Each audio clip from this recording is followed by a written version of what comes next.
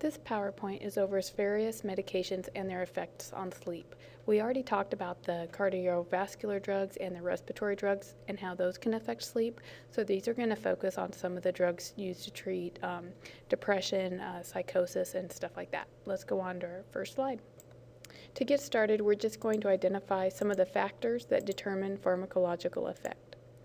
The dose is going to be dependent on the route of administration, its bioavailability, genetic variation among patients, properties of the drug, and drug-to-drug interactions. At least half of the top 20 most commonly prescribed drug medications in the U.S. actually have some effect on sleep. Let's go on to our next slide.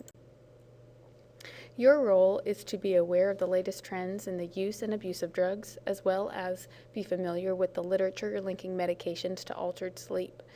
You must determine if and how each PSG might be affected by the patient's medications, including those not taken on the night of the study. Paying close attention to a patient's medications will greatly aid in PSG interpretation and increase the likelihood of a correct diagnosis. Let's go on to our next slide. Sedatives and hypnotics. These are intended to calm the patient or induce sleep. Sedatives are usually used as an anti-anxiety or an anxiolytic. Hypnotics help treat insomnia. Taken before bedtime at higher doses, hypnotics becomes a sleeping pill. Taken at lower doses during the day, the same medication may reduce excessive arousal and act as an anxiolytic. Potential sleep fragmentation situations include psychological factors such as worrying, environmental factors such as noise, and anatomical factors such as pain. Some of the side effects of these drugs include amnesia, cognitive or psychomotor impairment, dependency, exacerbation of sleep apnea, rebound anxiety and insomnia, and reduction of deep sleep, increased presence of sleep spindles, and tolerance. So one of the things you might find on an EEG for a patient who's taking one of these drugs, you might start to notice they have more spindles than what you would consider normal, and that is one of the known side effects of these types of drugs. Let's go on to our next slide. Barbiturates, these are known as downers, and they act on the central nervous system by depressing or inhibiting nerve signals in the brain. They slow bodily functions, resulting in lethargy, slurred speech, shallow breathing, fatigue, drowsiness, and difficulty concentrating. Some of their effects on sleep includes decreases in sleep latency, decreases in wake after sleep onset, also called WASO, decreases in the amount of N1, N3, and REM sleep, decreases the arousals and body movements. It increases sleep efficiency, total sleep time, N2 sleep, REM latency, sleep apnea, and daytime sleepiness. Some examples of barbiturates include Brevitol, Serotal, Pentothal, Sombulex, Nembutal, Seconal, and Amytal. Let's go on to our next slide. Benzodiazepines are used as a sedative or muscle relaxant. They affect the GABA receptors of the brain. If you remember from last quarter, GABA is an amino acid classified as a neurotransmitter that helps induce relaxation and sleep. So benzodiazepines can really affect the patient's EEG as well as their overall sleep pattern. For example, it can decrease sleep latency, decrease their WASO or their wake after sleep onset, decrease their amount of REM and N3 sleep, decrease PLMs and arousals. On the other hand, it can increase sleep efficiency, total sleep time, N1 and N2 sleep. You'll also see more sleep spindles with benzos. It can increase RLS, sleep apnea, and daytime sleepiness. Some examples of benzodiazepines are Xanax, Librium, Klonopin, Valium, Halcyon, Versed, Ativan, and Dalmane. Let's go on to our next slide. This EEG, or this polysomnogram, you can see the increase in the sleep spindles. Notice how dense they are throughout the epoch here. When you're done, go on to your next slide.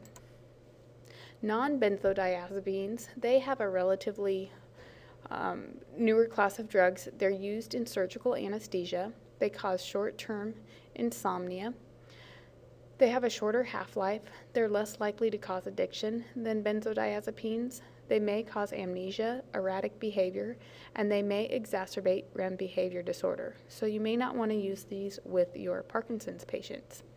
The expected effects on PSG with non-benzodiazepines include a decrease in sleep latency, an increase in sleep efficiency, an increase in total sleep time, a decrease in their wake after sleep onset, a decrease in stage N1, an increase in stage N2, including more spindles, an increase in REM latency, and a decrease in overall REM sleep. Let's go on to our next slide. Stimulants. This is a diverse group of drugs that stimulate the central nervous system. Direct sympathomimetics, these induce the same physiological changes that are observed when the sympathetic nervous system is activated. So if you remember from last week, that means we're going to have an increase in heart rate and an increase in blood pressure, as well as respiratory rate. These are characteristics of the fight or flight response, and it's due to the release of epinephrine and norepinephrine into the bloodstream. Other sympathomimetic drugs would include phenylephrine and phenylpropanolamine. Indirect sympathomimetics, they are going to block the reuptake of the endogenous neurotransmitters epinephrine or norepinephrine at the synapse. These drugs include amphetamine and cocaine, methamphetamine, methylphenidate, and phenmetrazine. Non-sympathomimetics act through a variety of other distinct means that do not involve the release or reuptake of neurotransmitters. Some examples include caffeine and nicotine, modafinil, and strychnine. So all of these are all going to cause an increase in heart rate, an increase in blood pressure, because they stimulate the central nervous system. Let's go on to our next slide. Stimulants are usually used to treat narcolepsy, idiopathic hypersomnia, sleep apnea when CPAP fails to improve excessive daytime sleepiness, and circadian rhythm disorders. Studies have shown that stimulants reduce excessive daytime sleepiness. Patients feel more alert, less bored, and even euphoric at higher doses. Simple motor tasks may improve, along with attention to specific objects or behaviors. Common dose-dependent side effects of stimulants, which may interfere with sleep, include anxiety, headache, irritability, palpitations, and tremors. Over on the right-hand side of your screen, you'll see the expected effects on a PSG, which includes increased sleep latency, decreased sleep efficiency, decreased total sleep time, increased wake after sleep onset, decreased slow-wave sleep, increased stage N1 and REM latency, and decrease in REM sleep. Let's go on to our next slide. Antidepressants. There are several uses for antidepressants currently, include anxiety, panic attacks, obsessive compulsive disorders, chronic pain, eating disorders, and post-traumatic stress disorder. Each class of agents has its own specific set of side effects, but despite these differences, most antidepressants require at least 2 weeks in order for them to begin their effects. Let's go on to the next slide.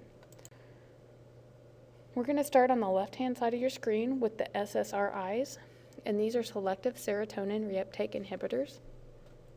This is the dominant class of antidepressants, used primarily because of their milder side effects. However, they still may cause insomnia, drowsiness, nausea, diarrhea, headache, anxiety, tremor, and sexual dysfunction. Typically, these side effects wane with continued use, so the more you use them, the better these side effects get. They actually improve.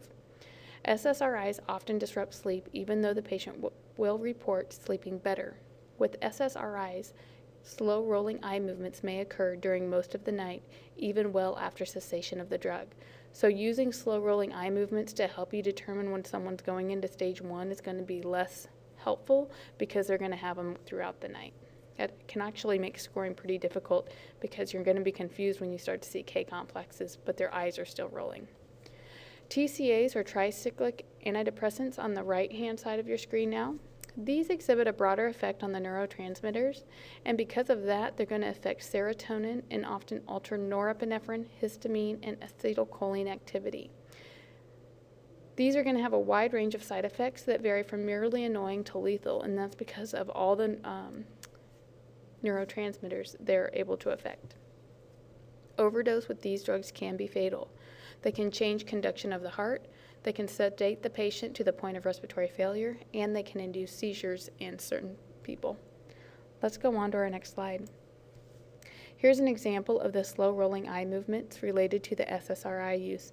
Notice this patient is in stage 2 sleep. You can see the spindles, there's a K complex there, but notice how much those eyes are rolling. Almost looks like REM. Okay, let's go on to our next slide. Okay, we're still on our antidepressants here. Now we're going to talk about HCAs, or heterocyclic compounds.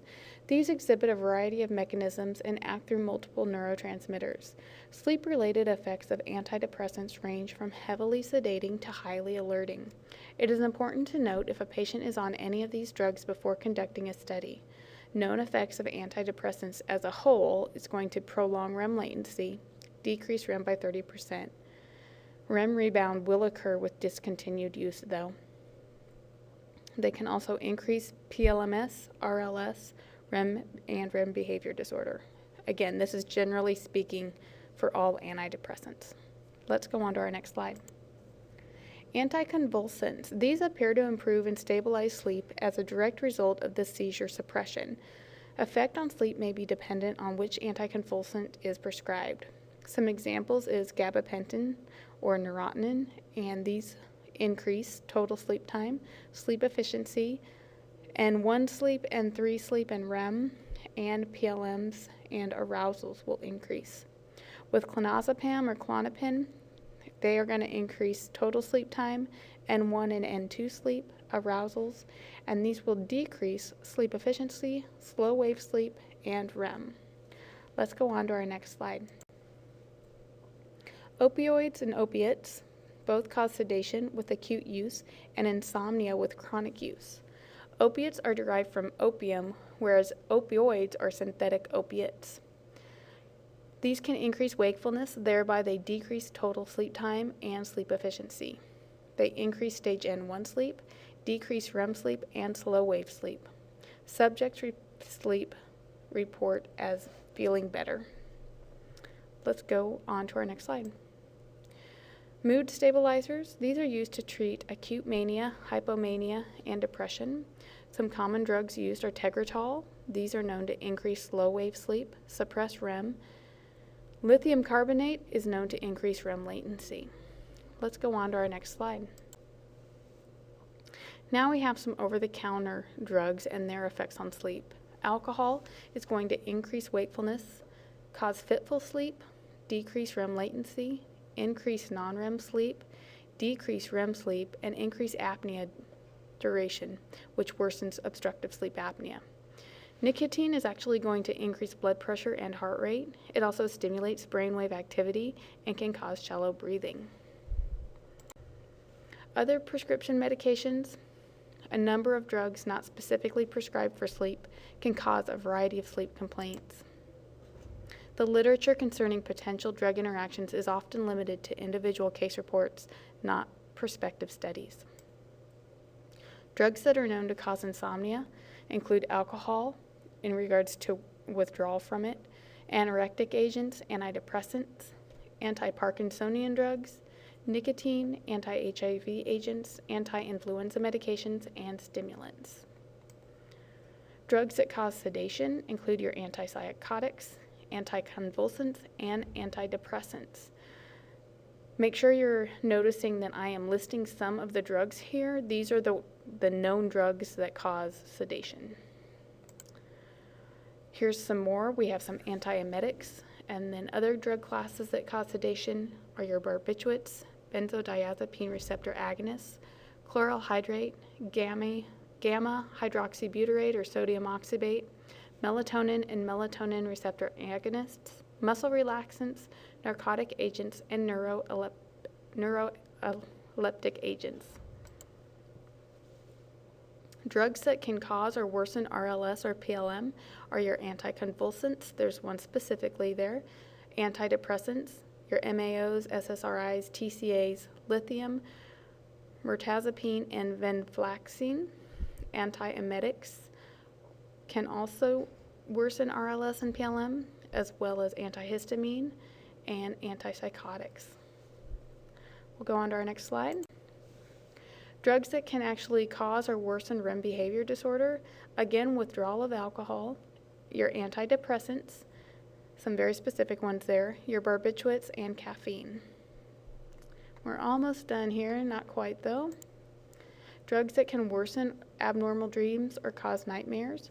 Again, withdrawal of alcohol, amphetamines, antidepressants, antipsychotics, barbiturates, benzodiazepines, diazepam, ephedrins, mirtazapine, naproxen, opioids, reserpine, and levodopa. Common medications affecting non-REM sleep. Those drugs that increase N3 sleep include withdrawal of alcohol, antipsychotics, carbamazepine, gabapentin, gamma hydroxybutyrate, lithium, mirtazapine, nifazodone, and trazodone.